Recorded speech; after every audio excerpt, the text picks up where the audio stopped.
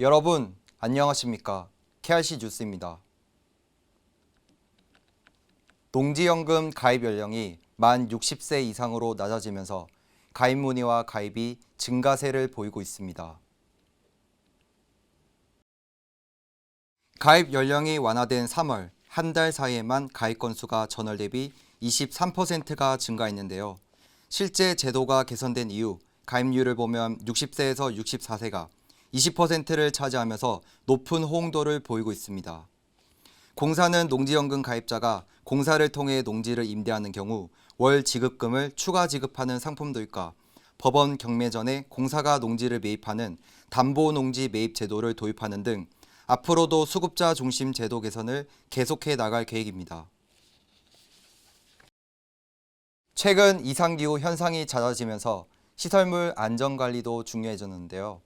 공사는 안전 사각지대 해소를 위해 지자체 농업 기반 시설물에 대한 긴급 무상 점검 서비스를 실시합니다. 공익적 서비스 조직인 시설물 점검 129 센터로 들어오는 긴급 점검 요청 중 약 70%가 저수지인데요. 전국 17,000여 개 저수지 중 13,000여 곳이 시군에서 관리 중이지만 시군에서는 전문 기술력과 인력 부족으로 체계적 관리가 어렵다 보니 공사의 긴급 점검을 요청하고 있는 실정입니다. 잦은 이상기후 현상과 안전에 대한 경각심이 높아지면서 앞으로도 점검 요청은 계속 늘어날 것으로 전망되는데요. 공사는 앞으로도 무상 점검을 확대해 안전 사각지대를 보완하고 사회적 가치를 실현해 나갈 방침입니다.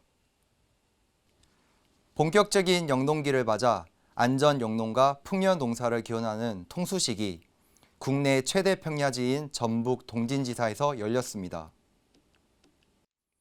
통수식은 한 해 농사를 시작하기 전 풍년의 기원을 담아 농업 용수를 처음 흘려보내는 행사인데요. 올해는 스마트 물관리 시스템을 활용해 원격으로 낙양 취입보와 금평 저수지에 급수를 실시했습니다. 공사가 관리 중인 저수지의 평균 저수율은 예년에 비해 높은 수준이지만 영농철이 시작되면서 농업용수 수요가 늘어날 것을 감안해 일부 저수율이 낮은 지역을 중심으로 맞춤형 용수 확보 대책을 추진하고 있습니다. 이번 통수식을 시작으로 본격적인 모내기 급수가 진행되는 동안 안정적인 용수 공급과 함께 ICT를 활용해 농업 용수를 효과적으로 제어하고 절약하는 ESG 경영 또한 실천할 계획입니다. 농업인의 안정된 노후 보장을 위한 농지연금 가입이 2만 건을 돌파했습니다. 2만 번째 가입자는 경기도 가평에 사는 김광식 씨인데요. 김 씨는 초기 10년간 더 많은 금액을 받는 전후 후박형에 가입하고 농지는 임대를 통해 추가 소득을 올리기로 했습니다. 도입 이래 꾸준한 성장세를 보이고 있는 농지연금은 최근 4년 동안 가입자가 10,000명에서 2만 명으로 급성장했는데요. 이는 농지연금의 장점이 다양하기 때문으로 풀이되고 있습니다. 부부 모두 평생 보장받을 수 있고 담보농지는 계속 경작이나 임대가 가능해 추가 소득을 창출할 수 있습니다.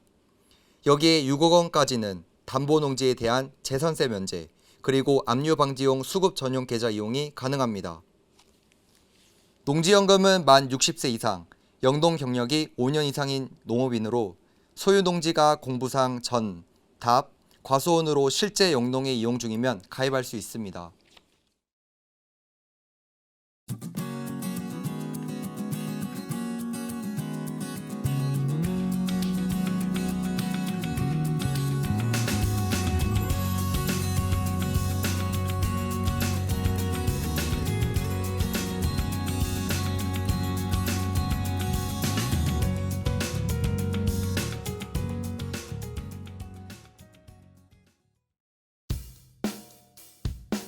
공사는 강원과 경북 지역 산불 피해 복구를 위한 성금을 전달했습니다.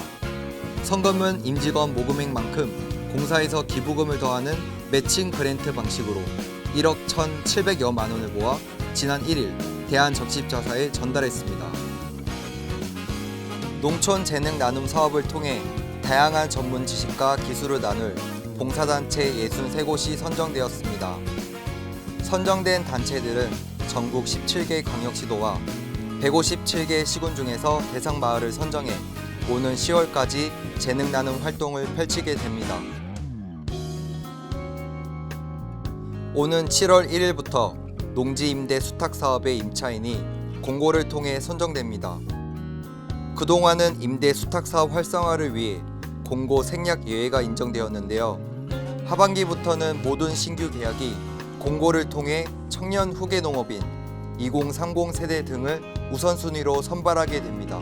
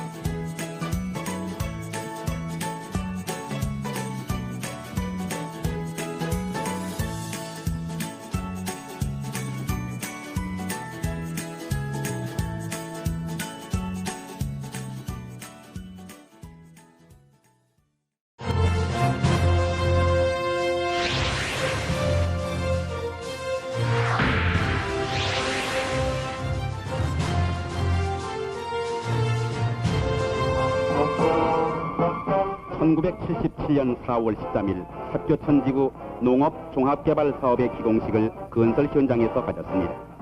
이곳 주민들이 지켜보는 가운데 풍요한 내일을 약속하는 이날의 기공식은 전 국민의 축복 속에 성대히 거행됐습니다.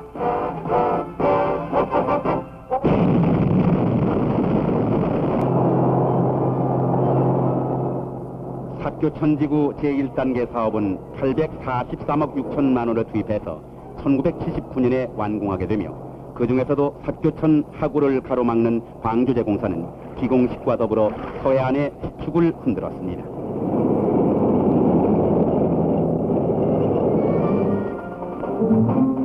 수심이 깊은 바다 밑의 연약 지반을 치환하는 작업 현장입니다. 길이 330m, 폭 65m 구간은 흡입식 준설선을 동원해서 깊이 3m까지 연약 지반을 준설하고 24만 입방미터의 모래와 암사석을 대신 채워서 기초 지반을 튼튼히 했습니다.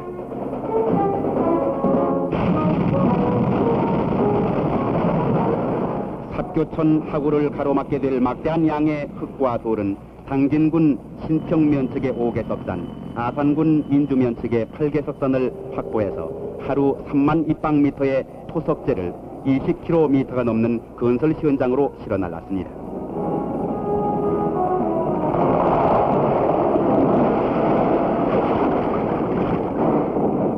방조제 축조 현장입니다.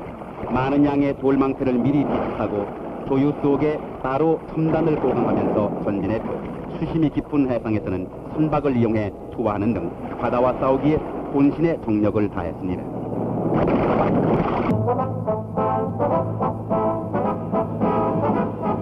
최종 물막이 공사를 앞둔 현장입니다. 최종 물막이 구간 100m를 남긴 현장에는 긴장감만이 감도는 가운데 1점의 실수도 인정될 수가 없었습니다. 물막이에 집중적으로 투입될 토석재 전량을 확보하고 모든 중장비에 대해서 최종 점검을 끝마친 1,500명 기술진은 24시간 3교대로 방조제가 맞닿는 순간까지 돌격태세에 돌입했습니다.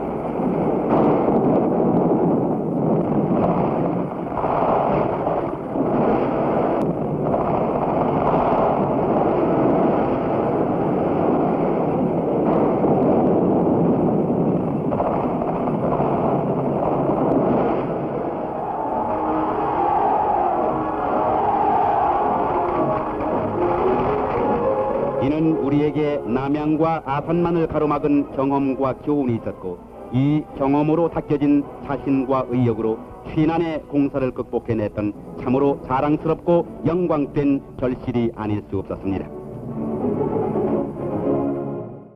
오늘 뉴스는 여기까지입니다. 시청해 주셔서 감사합니다.